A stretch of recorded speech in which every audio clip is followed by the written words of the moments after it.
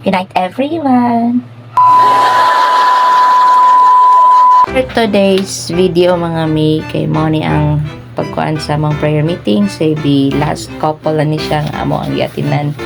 Then, pagpanunan na mo uli, diha, nagkabuang na kay ni magpunong sila si Brad Eddie kay di kasakang tricycle sa maglakaw. Naglakaw naman sila. Pwede ka sa Sakto sila si Luz Angeli. So, kanapita mga banda sa Ogoy Vito na medyo taas-taas piso like kwa para langit. Then, ang nakanindot lang gud maning couple guys kay if ever gani nga dili kaya nga magpadong uli. For example, habal-habal binabidyo siya kuan kay layo-layo. At least na si Brad Eddie si Sis Angel nga nakahatod nila ni Sis Wilma og ni Sis Flor og sa iyang bana.